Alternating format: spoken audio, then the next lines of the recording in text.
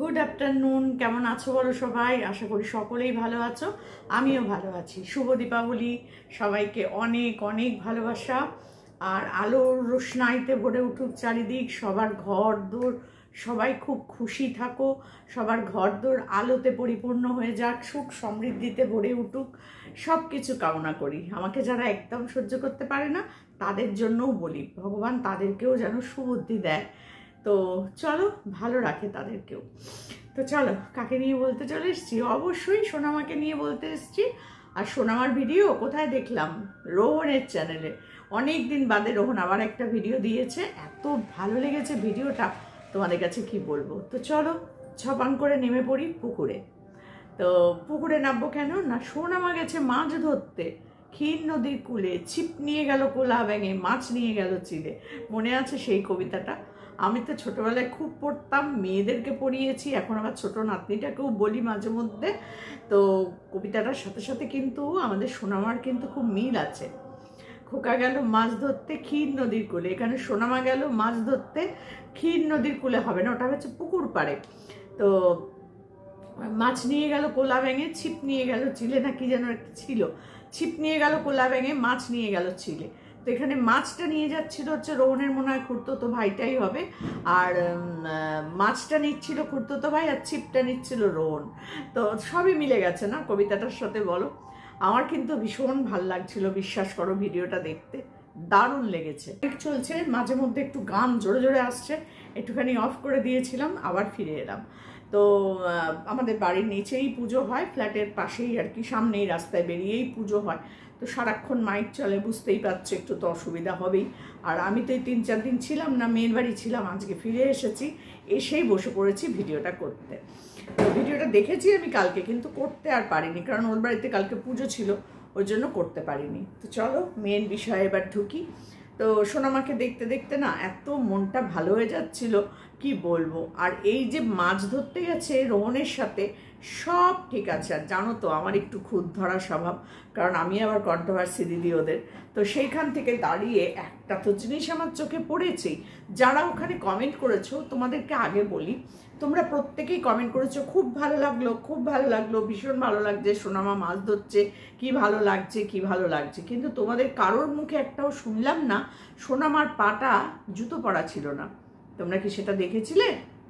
কারোর কমেন্টে আমি দেখলাম না যে সোনামা যে ওইখানে ওই ইট কাঠ পাথরের মধ্যে যে খালি পায়ে গেছে পুকুর পাড়ে, তোমাদের চোখে কি সেটা পড়লো না? আমার চোখে কিন্তু সেটাই পড়েছে, আর সেইটা নিয়েই চলে এলাম আমি ভিডিও করতে। না তাই বলে কোনো নেগেটিভ ভিডিও অবশ্যই আমি করব না। আর এটুকুনি শুধু বলার জন্যই বলবো যে জুতোটা পায়ে পরিয়ে রেখো। ঘর থেকে যখনই বাচ্চাটা বেরোবে তখনই পায়ের জুতোটা অন্তত যেন থাকে। এটা তো বাবাকে বলে বোঝানো নেই, বাবার নিজের পায়ের জুতোটা রয়েছে, বাচ্চাটার পায়ের জুতোটা নেই, সেটা কেন নেই? সেটা কেন নেই? একটা পুকুরের পাড়ে এসেছে, সে তো আর ঘরের পাশেই পুকুরটা, রাস্তাটা দিয়ে তো তাকে আসতে হয়েছে না। কত রকমের গাছ আছে সেখানে, খেজুর গাছও নিশ্চয়ই আছে, খেজুর গাছের কাঁটা আছে, তো অনেক রকম গাছ থাকে। তাছাড়া পুকুর পাড় কেন, রাস্তাঘাট সব জায়গায় যেখানেই যাও না কেন জুতোটা তো মাস্ট, তাই না? সেখানে রোহন নিজে জুতো পরে গেছে, কিন্তু মেয়ের পায়ে জুতো নেই। কেন রোহন তুমি এতটা কেয়ারলেস হয়ে যাও কেন মাঝে মধ্যে, বলো তো আমাকে? তুমি তো বাবা, তোমাকে তো দেখতে হবে না বাচ্চাটার কোথায় কি হচ্ছে না হচ্ছে, কোথায় সে ঠিক করছে, কোথায় সে ভুল করছে, কোনটা করলে ভালো হবে, কোনটা করলে খারাপ হবে, এটা কিন্তু দেখার দায়িত্ব সম্পূর্ণভাবে তোমার। যতক্ষণ তুমি বাড়িতে থাকবে ততক্ষণ দেখার দায়িত্বটা তোমার। বাড়ির বাইরে গেলেও ফোনে যাই যেমন করেই হোক সবার সাথে যোগাযোগ করে কিন্তু বাচ্চাটার দায়িত্বটা ওখান থেকেও তোমাকে নিতে হবে। হয়তো বাড়ির লোক দেখবে, তোমার বোন আছে, দিদি আছে, এই দিদি এসছে তারাও দেখবে, মা আছে, বাবা আছে, বা আদার্স যারাই আছে বাড়িতে। আমি তো যাইনি তোমার বাড়িতে, আমি জানি না কারা আছে না আছে, তো যারাই থাকুক না কেন বাড়িতে, তুমি যখন থাকবে না দেখার দায়িত্ব তাদের। কিন্তু তোমাকে তাদেরকেও বলে যেতে হবে যে দেখবে ও যেন খালি পায়ে বাইরে না বেরিয়ে যায়, একা একা রাস্তায় না বেরোয়, সব কিছু দেখার দায়িত্বটা কিন্তু তোমার। ওর বাড়িতে যদি ওর মা থাকতো তাহলে এই কথাগুলো তোমাকে আমি বলতাম না, বা তাহলে হয়তো মেয়েটা এরকম খালি পায়ে পুকুর পাড়ে আসতো না। তো যাই হোক, এটা তোমার চোখে আঙুল দিয়ে দেখিয়ে দিলাম যে যখনই বাড়ির থেকে বেরোবে ওকে কিন্তু জুতো পরেই বার করবে, সে পুকুর পাড়েই যাক, সে কোনো রাস্তাঘাটেই যাক, কোনো দোকানেই যাক, কোনো পাড়ায় এই বাড়ি ওই বাড়িতেই যাক, যেখানেই যাক না কেন পায়ের জুতোটা পরিয়ে রাখবে। কারণ পায়ের তলায় যদি কোনো একটা কিছু ফুটে যায় তাহলে ভাবো তো কি অবস্থাটা হবে। একটা কাঁটা ফুটে গেল, দেখো পাখি টাখিতে কিন্তু অনেক সময় মাছের কাঁটা ফাটা নিয়ে এসে এদিক ওদিক গাছের ডালে বসে খায়, কত মরা পশু পাখি নিয়ে এসেও কিন্তু কাক টাক গাছের ডালে বসে খায়, তাই না? কোথাও একটা হাড় বা কোথাও একটা কাঁটা যদি পাততলায় ফুটে যায় বাচ্চাটার, বা একটা ছোট কাঁকড়ই ফুটে গেল, বলো তো কতটা কষ্ট হবে বাচ্চাটার। ওর তো নরম তুলতুলে একটা পা না, ও তো মানুষটাই এইটুকু, তো তাহলে তার কতটা কষ্ট হবে ভাবো তো।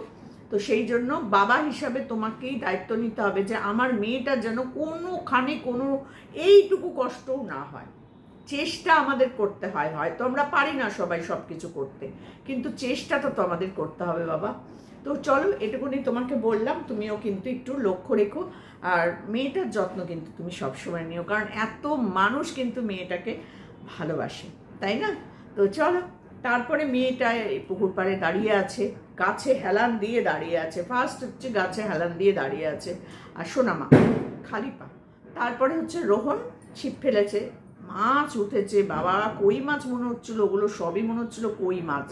তো ওখানে কি চাষ করা হয় রোহনদের এই পুকুরটায় নাকি জানি না, তেলাপিয়া মাছ না কই মাছ আমি অতটা চিনি না, বুঝতে পারছিলাম না ঠিক মতন।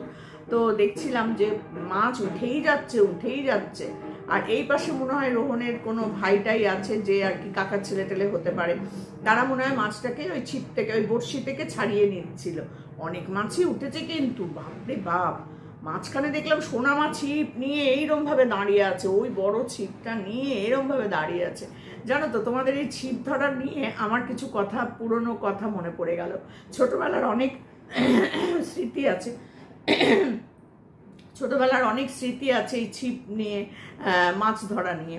হয়তো একবার শেয়ার করেছিলাম কিনা আমার ঠিক মনে নেই। আমার বড় জ্যাঠার ছেলে, মানে আমার দাদা, বড় দাদা আর কি, সব থেকে আমাদের বংশে আর কি বড় ছেলে, সে কিন্তু মাছ ধরার নেশা ছিল খুব। আর আমার বড় কাকার তো খুব মাছ ধরার নেশা। আমার বড় জ্যাঠার বাড়িতে একটা ঘরে, তোমরা বললে বিশ্বাস করবে না, একদম সারা ঘরে নানান ধরনের ছিপ। সে যে কত রকমের ছিপ তোমাদেরকে কি বলবো রে বাবা রে বাবা। ভীষণ মাছ ধরতে ভালোবাসতো, কোথায় কোথায় চলে যেত, টাকা দিয়েও মাছ ধরার কম্পিটিশন হতো, এই হতো সেই হতো, সেই সব জায়গাতেও চলে যেত, অনেক দূর দূরেও চলে যেত, যেখানে যেখানে এইসব মানে মাছ ধরার জায়গা টায়গা আছে সেখানে চলে যেত। সকালবেলায় পটলা পুটলি নিয়ে ছিপ টিপ নিয়ে বেরিয়ে পড়তো। আমার কাকাও ছিল সঙ্গী, আর দাদা তো আছেই। কাকা যদি নাও যেতে পেতো, দাদা যেতই একদম মাস্ট। ভীষণ মাছ ধরার। ঘরটায় ঢুকলে না এমন পচা গন্ধ বেরোতো, তোমাদের কি বলবো। আমরা যখন যেতাম ঢুকতেই চাইতাম না আমরা কেউ ওই ঘরে, কেন জানি না, ওই ঘরটা ঢুকলেই ভয় লাগতো। প্রথম তো বুঝতে পারতাম না, পরে যখন বুঝলাম যে ওগুলো হচ্ছে ছিপ, মানে মাছ ধরার চার, মানে মাছ পচা বা কিছু যাই হোক কোনো রকম কিছু সব রেখে দিত। আর যে কি বিভৎস গন্ধ তোমাদেরকে কি বলবো, মারাত্মক গন্ধ। সেইগুলো সব বয়মে করে করে করে করে কৌটোতে রাখা, সেগুলো মাছ ধরার সময় নিয়ে যেত। ওটা হচ্ছে চার বানাতো, এই মাছের ওই বড়শির মধ্যে লাগিয়ে পুকুর পাড়ে ফেলে বসে থাকতো, আর ওইটা খেতে মাছ আসতো আর মাছের গলায় আটকে যেত। তো এই আমাদের নিজেদেরই পুকুর আছে আমাদের জ্যাঠার বাড়িতে গেলে, আর তোমাদের ওদিকের লাইনে নয়, আমাদের হচ্ছে বজবজ লাইনে, বজবজের বাটানগর আকড়া আছে না, ওখানে হচ্ছে আমার জ্যাঠার বাড়ি। আর ওইখানে হচ্ছে আমার জ্যাঠার বাড়িতেও বিশাল বড় পুকুর বাগান। ওই লিসানদের কথা আমার মনে পড়ে, ওই লিসানের পুকুর আর বাগান যখন দেখি না আমার জ্যাঠার বাড়ির কথা মনে পড়ে। ওই পুকুরেই আমি একবার পড়েও গেছিলাম। ওই জন্য যখন সোনামা যায়, মারিয়াম যায়, তখন কিন্তু আমি রীতিমতো ভয় পাই, কারণ আমি তো পড়ে গেছি ওই পুকুরে। আমার বাবা, আমার জ্যাঠার ছেলে সব মাছ ধরছিল পুকুর পাড়ে বসে বসে, আর আমি ওই পুকুর পাড়ে, ওরকম বাঁধানো ছিল না, যেমন ওদের সিঁড়ি দিয়ে বাঁধানো, আমাদের ওর পুকুরটা আবার ওরকম বাঁধানো ছিল না। সেই নারকোল গাছের গুড়ি টুড়ি দিয়ে তক্তা মতন করে রাখা ছিল, ওখানে শুধু জাস্ট বাসন টাসন মাজা টাজা হতো। কেউ খুব একটা স্নান টান করতো না, সব বাথরুমেই স্নান করা হতো, কিন্তু ইউজ করা হতো পুকুরটা। মাছ টাছ ধরা হতো, আমরা গেলে তো জাল ফেলে মাছ ধরতো দাদা। কি মাছ খেয়েছি গো, কি মাছ খেয়েছি তোমাদের কি বলবো। আসলে কি বলতো, গ্রামের একটা আলাদা ব্যাপারই আছে।